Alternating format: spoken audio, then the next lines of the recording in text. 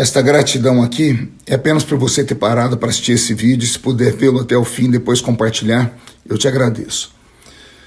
O primeiro que perseguiram e caçaram foi Alan dos Santos, mas ninguém se importou, era apenas um jornalista.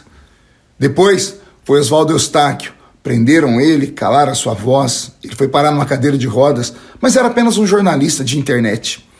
Depois prenderam Daniel Silveira, calaram a sua voz e anularam o seu indulto, mas ninguém falou nada, era apenas um deputado federal meio extremista.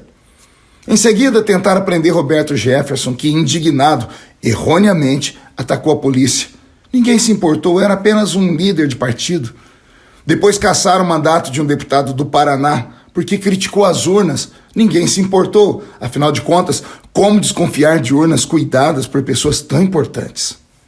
Depois foram dezenas de blogueiros, dezenas de influenciadores, dezenas de plataformas que foram desmonetizadas, censuradas e fechadas. Mas ninguém se importou.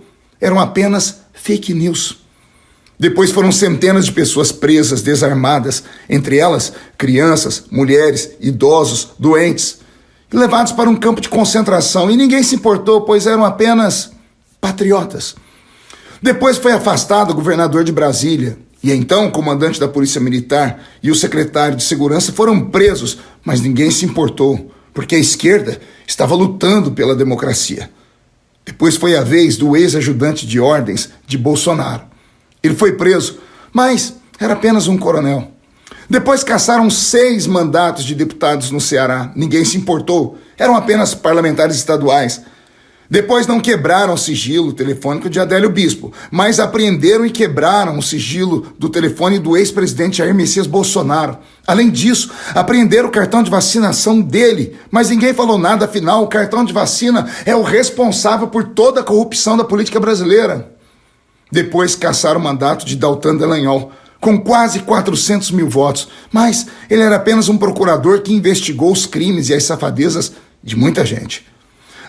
Teve um órgão de imprensa muito respeitado, a Revista Oeste, que foi censurada por trazer uma matéria que expunham pessoas importantes.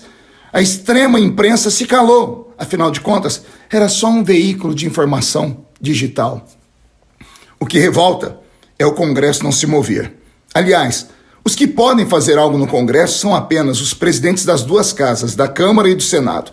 Ao lado deles, os que podem fazer alguma coisa são os líderes de partidos. Deputados como eu, podemos apenas denunciar.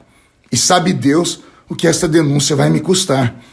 A OAB está calada, os bispos das igrejas católicas estão calados, a Associação de todas as igrejas evangélicas estão caladas, as Forças Armadas parecem amordaçadas, parecem submissas e sem nenhuma reação. A Federação das Indústrias Brasileiras também estão sem ação.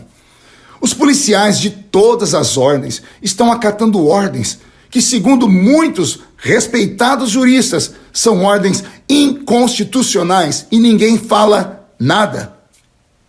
Fica uma pergunta: estamos a caminho de uma ditadura? Eu recebi esse texto, não sei quem é o autor, mas o conteúdo faz sentido. Eu dei voz a ele para que possamos pelo menos orar. E quem sabe, se os poderosos assistirem este vídeo, não se sensibilizem também. Que Deus tenha piedade e misericórdia do Brasil de hoje e do Brasil de amanhã, dos nossos filhos, dos nossos netos. Que Deus tenha misericórdia de todos.